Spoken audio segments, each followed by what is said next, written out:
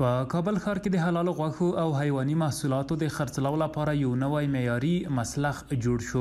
د شمس ترین په نوم د حلالو او پاکو غوښو د خرڅلاو دغه مسلخ د میدان هوایی په سړک نوی فعال شو چې د پرانیستلو په مراسمو کې یو شمېر حکومتي ادارو مسؤلینو هم ګډون کړی و.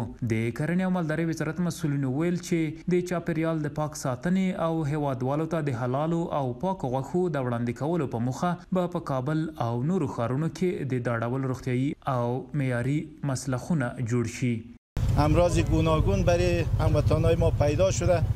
دیگه ما کوشش کنیم برای از یک راه حل بسنجیم.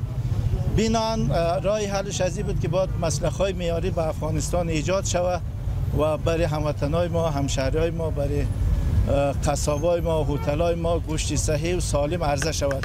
بینان ما مسلخ‌ها را افتتاح کردیم. یک مسلخ به ولایت بلخ، یک مسلخ هم به ولایت هرات، 2 مسلخ هم به ولایت کابل.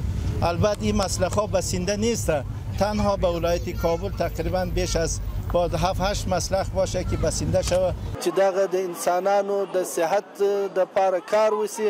په هغه کې یو شی چې هغه دغه مسلخونه و. د مسلخ فایده چې د هغه د چې د مسلخ د غوښې امراض ټول ختموي او بیا یې بازار ته عرضه کوي. د دغه مسلخ مسولین وایي چې موخه یې دا ده ترڅو هیوادوالو ته روغتیایي او حلال غوښې وړاندې کړي، ترڅو په بازارونو کې د ناپاکو او حرامو غوښو د خرڅلاو مخنیوی وشي او هیوادوال مو له بېلابېلو ناروغیو وژغورل شي. با در نظر داشت که ضرورت شهروندان و به خصوص شهروندان شهر کابل تعداد 2 مسلخ بسنده نیست.